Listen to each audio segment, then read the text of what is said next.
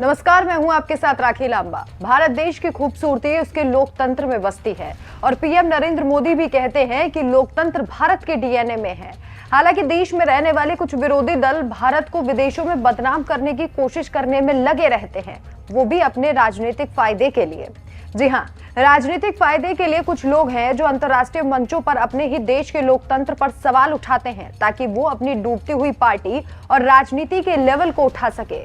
हाल ही में अपने अमेरिका दौरे के वक्त कांग्रेस नेता राहुल गांधी ने भारत के लोकतंत्र पर सवाल उठाए थे और ये एक बार नहीं बल्कि कई बार हुआ है जब राहुल गांधी ने भारत पर ही सवाल उठाए हैं, सिर्फ और सिर्फ पीएम नरेंद्र मोदी पर सवाल उठाने के लिए। लेकिन हर बार पीएम नरेंद्र मोदी इसका जवाब अपने ही स्टाइल में देते हैं। कई बार तो पीएम नरेंद्र मोदी को बोलने की भी जरूरत नहीं पड़ती। जहां जाकर राहुल गांधी ने भारत के लोकतंत्र पर सवाल उठाया था, उसी अमेरिका के व्हाइट हाउस ने भारत के लोकतंत्र की तारीफ करते हुए भारत के लोकतंत्र को एक जीवंत लोकतंत्र का उदाहरण बताया था। व्हाइट हाउस की तरफ से कहा गया था, भारत एक जीवंत लोकतंत्र है और वहां जाने वाला कोई भी व्यक्ति इसे खुद महसूस कर सकता है। भारत में लोकतंत्र की स्थिति पर चिंताओं को प्रत्यक्ष तौर पर खारिज करते हुए व्हाइट हाउस ने ये बात कही थी। और अब एक बार फिर से राहुल गांधी या फिर ऐसे तमाम लोगों को जो भारत के खूबसूरत लोकतंत्र पर सवाल उठाते हैं, उन्हें मुंहतोड़ जवाब मिल गया है। राहुल गांधी के साथ एक और ऐसा नाम है जो हमेशा भारत के लोकतंत्र को खतरे में बताते हैं और वो है सबके भाईजान असदुद्दीन ओवैसी, जो खुद को मुसलमानों का सच्चा रहनुमा बताते हैं। और ऐसे लोगों को जवाब दिया है मुस्लिम वर्ल्ड लीग के महासचिव और मुस्लिम विद्वानों के संगठन के अध्यक्ष शेख मोहम्मद अलीसा ने, जिन्होंने अंतर धार्मिक संवाद को बढ़ावा देने और भारत और सऊदी अरब के बीच साझेदारी को मजबूत करने के लिए एक बैठक पीएम नरेंद्र मोदी के साथ की।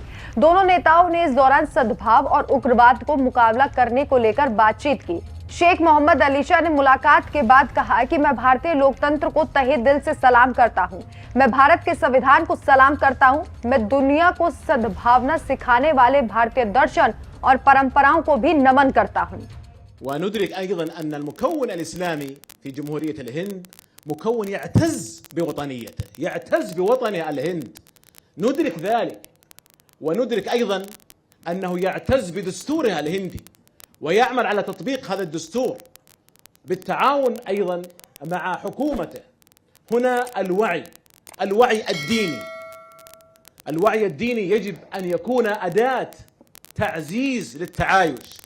الوعي الديني الحقيقي يجب أن يكون أداة للتسامح، يجب أن يكون أداة للتواصل، أداة للمحبة، أداة للتعاون، أداة لإثراء الإنسانية بالعلوم التي مؤطرة، التي تؤطرها القيم التي نتشارك فيها. And we know that the Muslim component in the Indian society is also a very important component, and it's Muslim components in the Indian society. They are proud of their of nationality, that they are Indian national, and they are proud of their constitution. And here, the religious awareness plays a very crucial role. It should be taken, the religious awareness, as a tool for coexistence, as a tool to promote tolerance, as a tool for cooperation, and as a tool for enrichment to further the cooperation between the different elements of the society. نعم، نتواصل مع الجميع من أجل هذه الأهداف المشتركة. نتواصل مع شركائنا في جمهورية الهند، ونحن من القديم في عالمنا الإسلامي نسمع عن الحكمة الهندية، ونعلم أنها صنعت وعملت الكثير من أجل الإنسانية. نتواصل مع هذه الحكمة، نتواصل مع حكماء الهند، ونحن نعلم أن هذا التعايش الذي يتطلع إليه الجميع من خلال هذا التنوع هو هدف مشترك، هو هدف مشترك لكافة التنوع، ليس فقط في تنوعنا الذي يهمنا في مكوننا الذي نتحدث عنه الآن، إنما يهمنا أيضا حول العالم. التعايش العالمي يهم الجميع، يهم محبي الخير. نعم، يحرص كل محبي الخير حول العالم على هذا التعايش. وندرك بأن المكون الهندي بمختلف طيفه، بمختلف هوياته. هذا التنوع قادر على أن يقدم للجميع نموذجا رائعا للتعايش. التعايش لا شك أنه مطلب إنساني، ولكننا نتحدث عن تعايش واقع. نحن نقدر الخطوات التي تعمل من أجل هذا التعايش الذي مع الأسف في عالمنا أصبح يتراجع بعض الشيء حول العالم.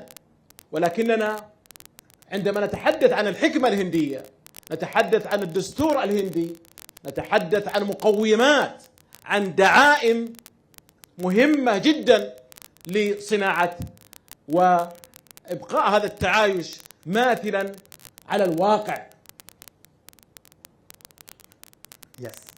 Of course, we reach out with the different components and diversity for the common objectives that we share. We have heard a lot about the Indian wisdom, and we know that this Indian wisdom has contributed a lot to humanity. We know that we have a common objective of coexisting peacefully together. We know that here coexistence is very important, but we know that around the world it's very important that we also work on promoting stability and harmony all over the world. We know that the Indian continent, with all its diversity, is a great model for coexistence, not only in just mere words, but also on the ground. And we appreciate all the efforts and steps taken in this regard. But we also aware of the fact that around the world we see that there is negative trends in coexistence around the world. And here we have to take benefit from the common values that we share together and work further on strengthening them. जहां एक तरफ उन्होंने भारत के लोकतंत्र की जमकर तारीफ की, तो वहीं दूसरी तरफ उन्होंने इस मुलाकात के बाद पीएम नरेंद्र मोदी की भी जमकर तारीफ की है। उन्होंने अपने एक ट्वीट में लिखा, मेरी भारतीय प्रधानमंत्री नरेंद्र मोदी के साथ गहन चर्चा हुई। मैं समावेशी विकास के प्रति प्रधानमंत्री नरेंद्र मोदी के भावुक दृष्टिकोण की सराहना करता हूं।